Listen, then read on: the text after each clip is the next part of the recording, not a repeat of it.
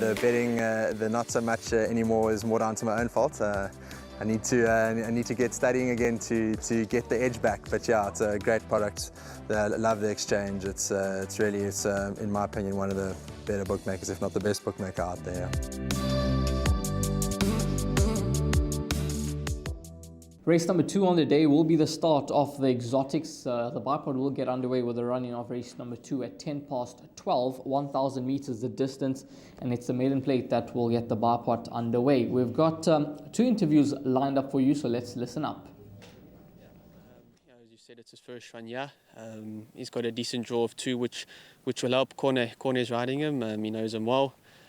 The 1,000-meter trip is not his best trip. He's a horse destined for further, we all believe, but you just need to teach him to race the right way. He can get a bit aggressive, but he's done enough work. He's a fit horse in that type of field, going up against horses you don't really know much about, but I'm hoping that he can run a competitive race.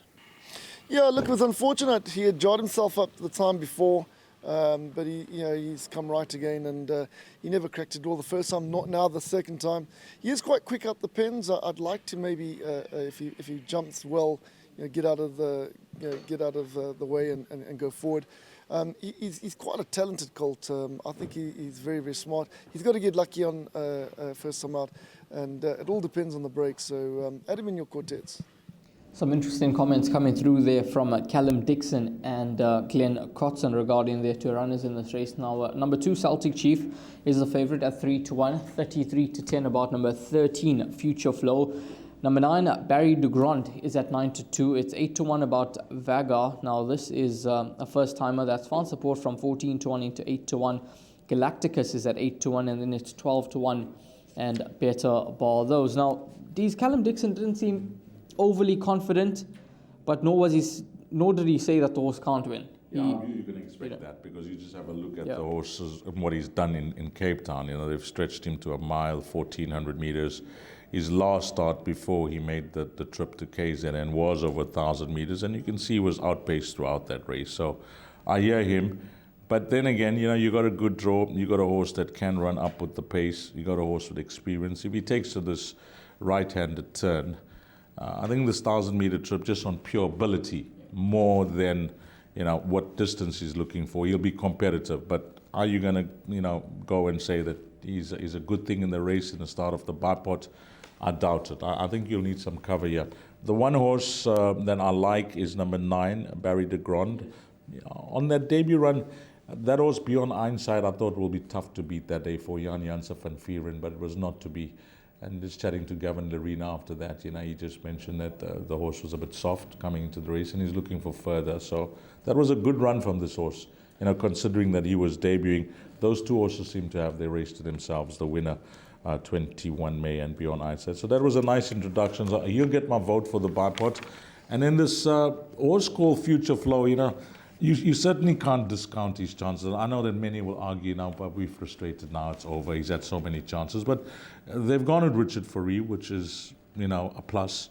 And no disrespect to anybody else who's ridden him in the past, but that is a plus from the draw. And Richard would have ridden in many, many races that he saw this horse finish, wherever this horse has finished. But I think he has to go into the bipod. If he has to run first and second and you're out of the bipod and you do not include him, then you'll feel a bit foolish. So I think 13, 9, and 2 look the obvious horses of the race runners. But Glenn Cotson's comments were quite positive. It all depends on how the horse jumps. This horse was meant to run a few weeks back, and Richard Fourie was actually booked to ride this horse, Galacticus. And found support. And he had cracked a 9 draw, but the horse was scratched on the day of racing. But I'm going to include him in the bipod. I'm going to go 2, 9, and 12. I'm discounting 10, number 13, Future Flow. I think he's had far too many opportunities to get it right, and now they're dropping him in trip to 1,000 meters after racing him over 14, 12, 16. Not sure the type of distance for him. So I'm happy to pass him by. I think he's far too exposed in the maiden ranks, and I think horses that have more improvement there to come than him could get the better of him, and that's what I expect to happen in this race. So 2, 9, and 12, those are the horses I'm looking to include in the bipod. Well, Rael suggesting that a first timer could make a winning debut here, and if to single out one, just listening to that interview, it could be number 12, Galactics, but the experience of number 2, although having the first run at Hollywoodbets Greyville, could come to the fore, and after that promising introduction by number 9, I think a horse that will definitely be competitive. So that is the start of the bipod. It will begin at 12:10.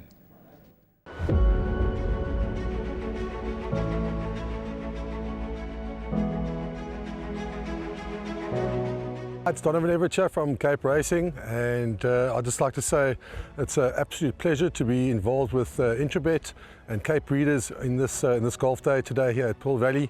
It's fantastic for the industry to see all the relevant stakeholders coming down and having a good time and networking, and it's exactly what the industry needs right now in terms of moving forward and recreating some positivity to take us forward into the next year.